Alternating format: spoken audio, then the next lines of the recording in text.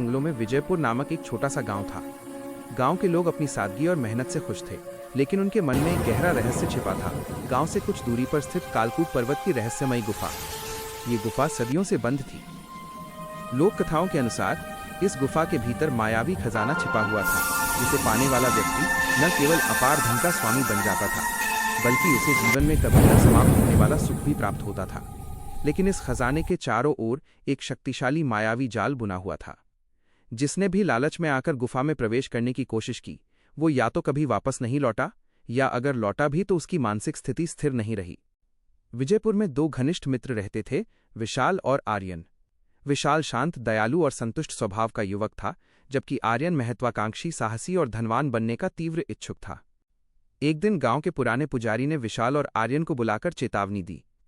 पुत्रों, उन्होंने कहा, कालकूट गुफा का खजाना केवल धन नहीं है, वो एक परीक्षा है।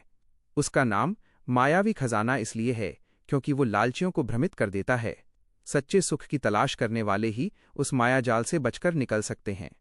विशाल ने पुजारी की बात पर ध्यान दिया, लेकिन आर्यन के मन में लालच की आग और भड़क उठी। उसने विशाल से कहा, हम पुजारी की पुरानी बातों पर ध्यान क्यों दें? क्या पता ये उन्होंने खजाने की रक्षा के लिए गढ़ी हो। हम दोनों चलेंगे और वो खजाना हासिल करेंगे। सोचो, अगर हम अमीर बन गए तो गांव वालों की कितनी मदद कर सकेंगे। विशाल हिचकिचाया, पर अपने मित्र के जुनून के सामने झुक गया। उसने एक शर्त रखी, हम खजाने को लोभ की दृष्टि से नहीं देखेंगे। हम केवल ये जानने जाएंगे कि वो मायावी जाल क्या है, और अगर खजाना मिला भी तो हम उसे गांव की भलाई के लिए उपयोग करेंगे। अगले ही दिन दोनों मित्र आवश्यक सामग्री लेकर कालकूट पर्वत की ओर निकल पड़े। गुफा का प्रवेश द्वार। कालकूट पर्वत पर पहुंचकर उन्होंने पाया कि गुफा का प्रवेश द्वार विशालकाय काले पत्थरों से बना था, जिस पर प्राचीन लिपियां खुदी थीं। उन्हें देखकर विशाल ने कहा, इन लिपियों में कुछ लिखा है, सत्यं गच्छ, लोभन त्यज, सत्य पर चलो, लोभ को त्यागो। आर्यन ने इसे अनदेखा कर दिया। उन्होंने किसी तरह पत्थरों को हटाया और अंधेरी गुफा में प्रवेश किया। जैसे ही वे अंदर गए, गुफा की हवा एकदम ठंडी और नम हो गई। मसाल की रोशनी में गुफा की दीवारों पर अजीबोगरीब आकृतियां दिखाई दे रही थीं। मायावी जाल की शुरुआत। गुफा के अंदर थोड़ी दूर चलने पर उन्हें पहला अजूबा मिला। एक रास्ता जो सीधा खजाने की ओर जाता हुआ प्रतीत होता था, अचानक एक सुनहरे पुल में बदल गया। पुल के नीचे अथाह अंधेरा था। यही है मायावी जाल, आर्यन चिल्लाया, जल्दी करो। पुल पर कदम रखते ही आर्यन को लगा जैसे वो दुनिया का सबसे शक्तिशाली राजा बन गया है। पुल के दोनों ओर सुंदर दासियां खड़ी थीं जो उसकी प्रशंसा कर रही थीं। उसके कानों में आवाजें गूंज रही थीं, आप ही असली स्वामी हैं। दुनिया की हर दौलत आपके चरणों में है। आर्यन इस भ्रम में पूरी तरह डूब गया। वो पुल पर ही रुक गया, अपनी काल्पनिक प्रजा को आदेश देने लगा और आगे बढ़ना भूल गया। विशाल ने देखा कि आर्यन एक ही जगह पर खड़ा है और हवा में हाथ हिला रहा है। उसने आर्यन को झकझोरा, आर्यन, ये माया है, आगे बढ़ो।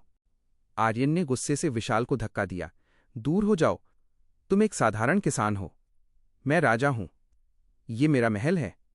विशाल समझ गया कि आर्यन पहले मायाजाल में फंस चुका है। उसने गहरी सांस ली, अपनी आंखों को बंद किया और पुजारी के शब्द याद किए, सत्यं गच्छ। उसने मन में दोहराया कि वो यहां लालच से नहीं, बल्कि अपने मित्र को बचाने और रहस्य को सुलझाने आया है। इस दृढ़ संकल्प के साथ उसने पुल पर कदम रखा। विशाल के लिए वो पुल केवल एक पथरीला, साधारण पुल था। उसने देखा कि सुंदर दासियां और सोने के महल सब आर्यन के मन का भ्रम थे। उसने आर्यन का हाथ पकड़ा और उसे जबरदस्ती आगे खींचा। जैसे ही वे पुल पार करके अगले पथ पर पहुंचे, आर्यन का भ्रम टूटा। वो हंसने लगा, क्या हो गया था मुझे? मैं क्या सोच रहा था? दूसरा मायाजाल, अनमोल रत्न। आगे चलकर उन्हें एक बड़ा सा कमरा मिला, जिसके बीचों बीच एक बड़ा सा पत्थर रखा था। उस पत्थर पर अनगिनत विशाल चमचमाते हीरे और जवाहरात बिखरे हुए थे। ये है खजाना। आर्यन खुशी से पागल हो गया। वो तुरंत पत्थर की ओर लपका। विशाल ने उसे रोका, रुको आर्यन, ये इतना आसान नहीं हो सकता। आर्यन ने उसकी बात नहीं सुनी। उसने जैसे ही एक बड़ा सा नीलम सैफायर उठाया, उसे लगा कि उसका हाथ पत्थर से चिपक गया है।